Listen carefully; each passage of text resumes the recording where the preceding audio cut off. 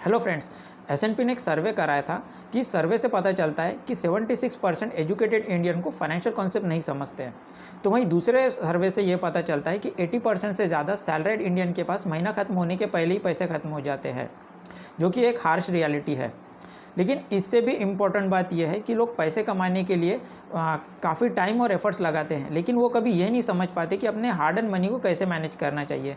तो इस वीडियो में मैं आपको पैसे से जुड़ी ऐसी 5 वर्स्ट फाइनेंशियल मिस्टेक के बारे में बताऊंगा, जिससे हम सभी को बच के रहना चाहिए। तो स्टार्ट करते हैं।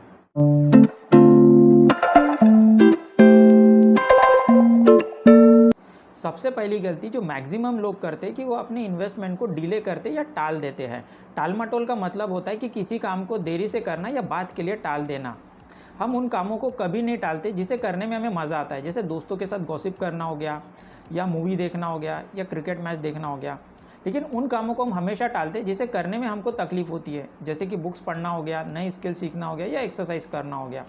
जब बात पैसों की आती है तो हम में से मैक्सिमम लोग ये कहते हैं कि यार अभी तो मैं यंग हूँ, अभी मुझे रिटायरमेंट की क्या ज़रूरत, रिटायरमेंट के लिए तो अभी काफ़ी समय है।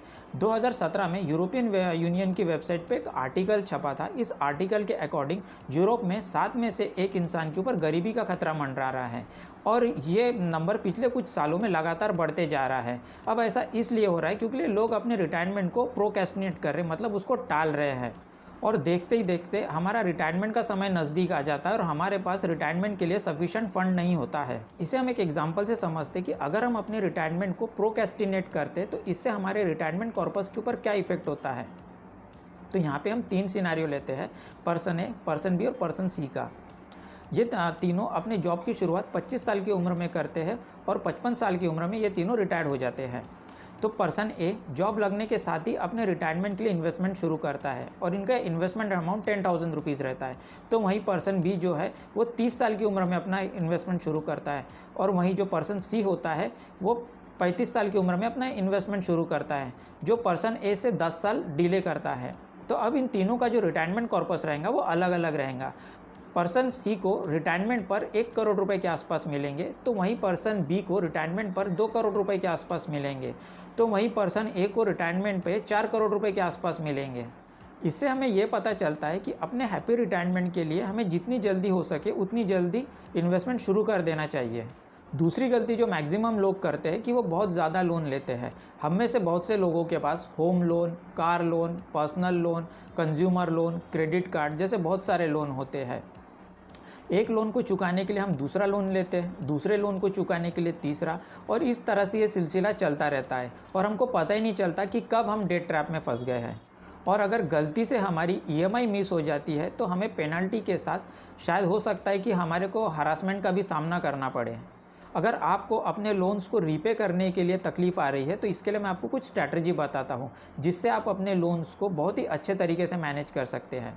तो सबसे पहले आपको अपने हायर रेट ऑफ इंटरेस्ट वाले लोन को रीपे करना चाहिए।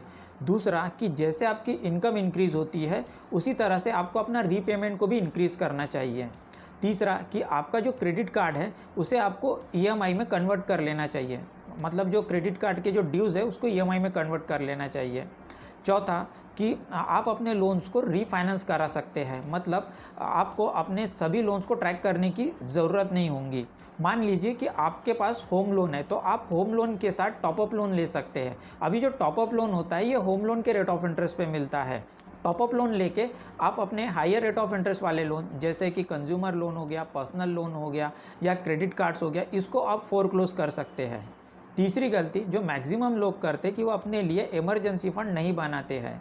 अब इमरजेंसी फ़ंड की हमें ज़रूरत क्यों होती है? तो जैसे हम सभी को पता है कि हमारी जो लाइफ है ये पूरी अनसर्टन होती है, जैसे कि सडन जॉब लॉस होना, अनप्लान एक्सपेंसेस जैसे होम रिपेयर हो गया, कार रिपेयर हो गया, फैमिली इमरजेंसी, जो हमारे रूटीन मंथली एक्सपेंसेस का हिस्सा नहीं होती है।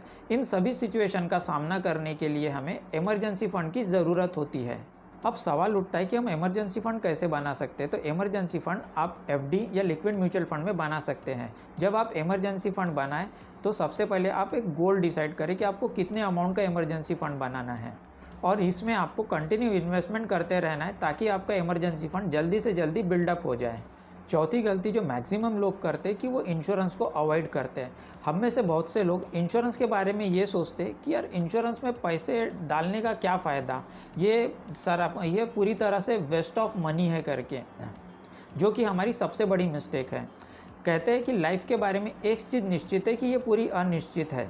हमें नहीं मालूम कि हमारे साथ अगले ही पल क्या हो जाए, जैसे कि बीमारी या सडन एक्सीडेंट की वजह से हमें हॉस्पिटलाइज होना पड़ता है। जब हम हॉस्पिटल में एडमिट होते हैं तो वहाँ पे जो खर्चा होता है वो लाखों में होता है। इसके वजह से जो हमारी प्रेजेंट फाइनेंशियल सिचुएशन है उसके ऊपर इफेक्ट होता है। लेकिन अगर आपने अपने और अपने फैमिली के लिए सफिशेंट हेल्थ इंश्योरेंस लेके रखा है तो ये आपके फाइनेंशियल लॉसेस को मिनिमाइज करता है, जिससे आप और आपकी फैमिली को अपनी प्रेजेंट लाइफस्टाइल से कॉम्प्रोमाइज़ करने की ज़रूरत नहीं पड़ती है, जिससे आप इस तरह के अनफॉर्चुन चैलेंजेस का सामना करने के लिए तैयार रहते हैं। तो इंश्योरेंस हम सभी के लिए बहुत ही इंपॉर्टेंट है।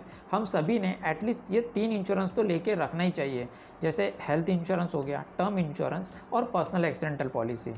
फिफ्थ मिस्टेक जो मैक्सिमम लोग करते हैं कि वो अपने रुपयों को किसी एक ही एसेट क्लास के अंदर इन्वेस्ट करते हैं, जैसे रियल एस्टेट हो गया, गोल्ड, बैंक एफडी हो गया। इन्वेस्टमेंट करने का हमारा पर्पस रुपयों को ग्रो करने का होता है। अब एक ही एसेट क्लास के अंदर इन्वेस्टमेंट करने का ड्रॉबैक ये होता है कि हमें डाइवर्सिफिकेशन का बेनिफिट नहीं मिलता है। सभी एसेट क्लास की अपनी एक साइकिल होती है और ये साइकिल 1 साल से लेकर 5 साल की होती है।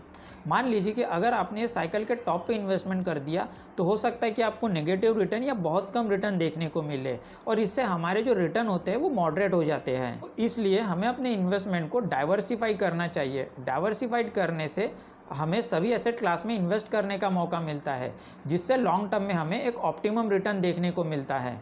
तो ये थे वो 5 फाइनेंशियल मिस्टेक जिससे हम सभी को बचना चाहिए। अब आप कमेंट सेक्शन में बताइए कि आपके अकॉर्डिंग 5 फाइनेंशियल मिस्टेक कौन से हैं।